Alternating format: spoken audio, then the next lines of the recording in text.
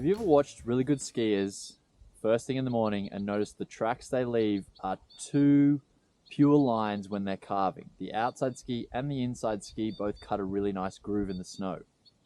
Have you ever looked at your tracks, particularly your inside ski? I see so many intermediate advanced skiers with a skidding inside ski. So today I'd love to give you one thing to think about, and it's very simple to help you work on your inside ski performance and inside ski alignment, and the difference it will make in your skiing will be far smoother, more stable, and far easier to increase edge angles and your performance. So here's the first step. I think too many people do not slow down enough to work on their skiing. So I'm on a really nice kind of cat track area on the way from one lift over to another. There's not too many people around at the moment. I can work on this at a slower pace. So your first step, you're going to stand on your downhill ski or your outside ski, and you're going to lift up your inside ski. And lift it up and be really passive. Okay, so I'm not really doing anything with my foot and ankle. If you do nothing but just take it off the snow, you will find the tip of the ski probably wants to hang down, the foot is flat, and there's not much tension in the ankle. This is an example of a skier with an inactive inside foot and ski. Notice at this part of the turn, the skis are going in different directions. This is tip splay or a reverse snow plow.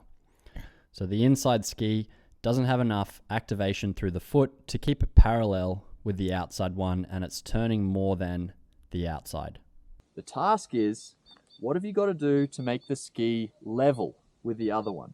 So I've got to engage my ankle.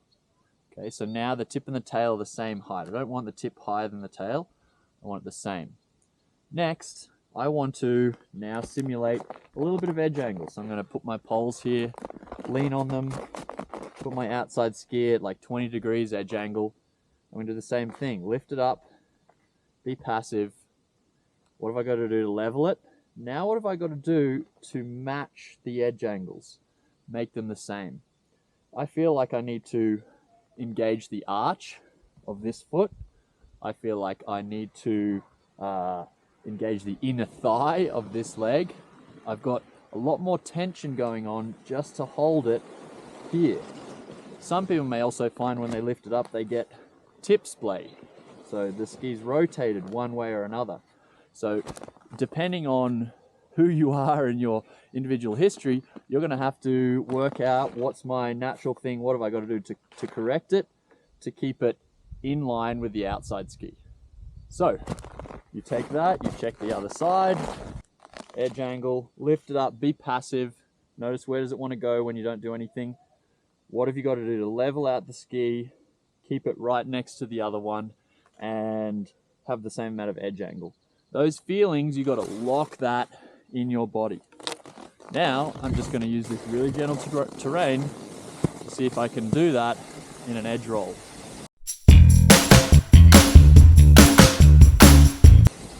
So that inside foot is my awareness. From the top of the turn all the way through, I have to have a very active inside ankle and foot. So I could even take a slight amount of pressure off of it, ever so slightly, to simulate the exercise. Then I have to engage. So this is about finding just how much you need to do it.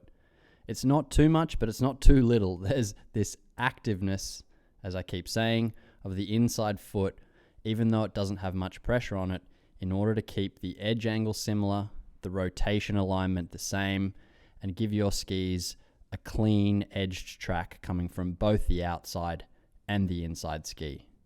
So that's my one tip for you to be aware of.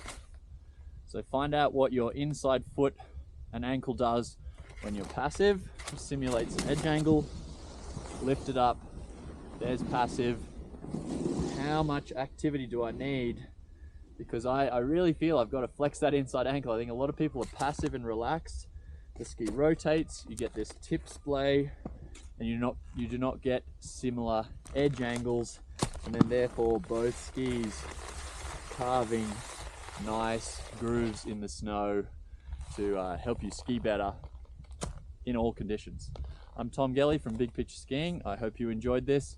There's way more tips, hundreds of videos on my website and app for Apple and Android, so check it out to become a better skier.